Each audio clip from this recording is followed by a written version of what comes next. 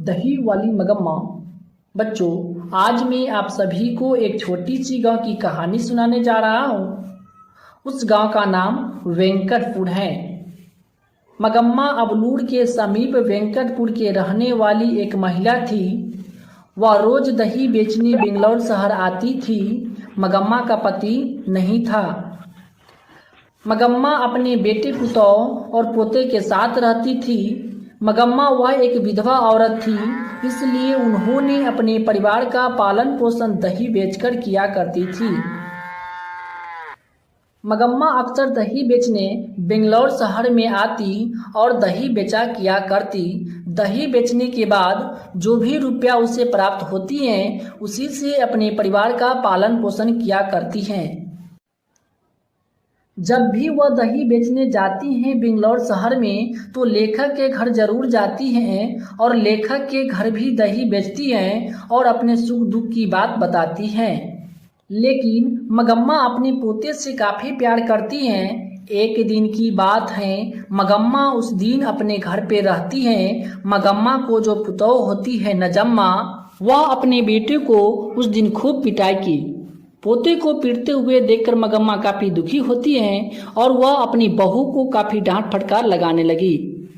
पुतौह भी जो है वह शांत नहीं रहती हैं, वह काफ़ी गुस्से में आ जाती हैं। इसी बीच दोनों में वाक युद्ध शुरू हो गई। मगम्मा की बहू नजम्मा ने साफ शब्दों में बोली कि वह मेरा बेटा है, इस पर मारने का अधिकार केवल मेरा हक है।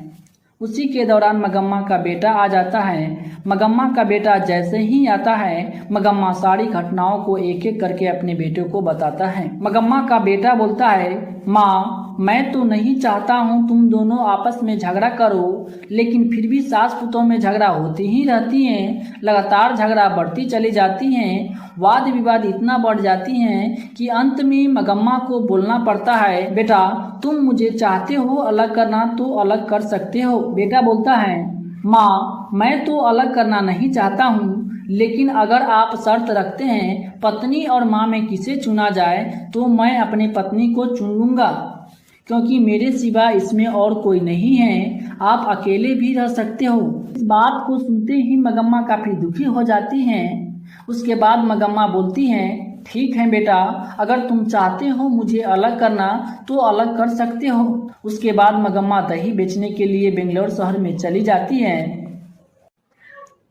जब शाम को बेंगलौर शहर से दही बेचकर आती हैं, तो देखती हैं सारा जो बर्तन है उसे अलग दो हिस्सों में बांट दिया गया है।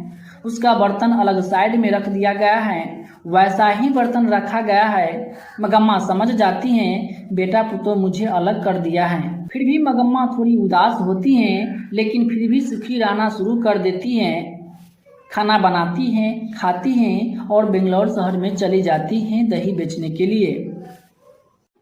जब मगम्मा अपने बेटे पुतौह से अलग हो जाती हैं, तो वह सोचती हैं, अब मैं किसके लिए धन कमाऊं। जो भी रुपया कमाती हैं वह अपने आप में खर्च करना शुरू कर देती।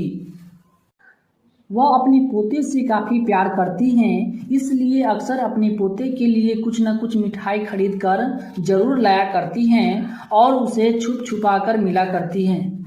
लेकिन एक दिन की बात है, जब मगम्मा दही बेचकर वापस घर आ रही थी, मगम्मा के गांव में रंगप्पा नाम का एक व्यक्ति है।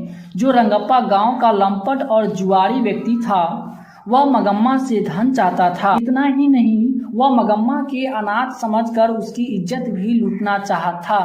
रंगप्पा जानता था कि मगम्मा अपनी बेटी पुतौह से अलग रहती हैं और उसके पास पैसा है। रंगप्पा मगम्मा को बीच रास्ते में रोक लेता है। रोकने के बाद मगम्मा को बोलता है कि मगम्मा मुझे कुछ रुपए की ज़रूरत है, क्या तुम मुझे कुछ रुपए उधार दे सकते हो। मगम्मा बोलती है कि मेरे पास कोई रुपए नहीं हैं और रंगप्पा बोलता है, मगम्मा मुझे सब कुछ मालूम है, तुम्हारे पास रुपए हैं, उसे जमीन के अंदर गाड़ के रखते हो। इस बात को सुनकर मगम्मा काफी घबरा जाती हैं और कैसे भी करके वहां से वापस घर चली आती हैं। मगम्मा रंगप्पा से तो छुटकारा पा लेती हैं और वापस घर चली आती हैं, लेकिन इस बात की जानकारी उसके बेटे पुतौह को हो जाते हैं। बेटे पुतो सोचते हैं कि लगता है कि माँ रंगप्पा नाम के आदमी को अपना रुपया देना चाहता है। बेटे पुतो के अपने गलती के एहसास हो गया रहता है। वह सोचता है कि माँ से अब हमें माफी मांग लेनी चाहिए। मगम्मा की बहू ने एक नाटक रचा, पोते को दादी के पास भेजा। यह मंत्र बहुत कारगर हुआ। मगम्मा की बहू में सेनी नजर आने लगी और इसी बहाने जाकर बेटे पुतो जो है वह मगम्मा से माफी मांग लेती हैं। उसी के बाद यह कहानी समाप्त हो जाती है।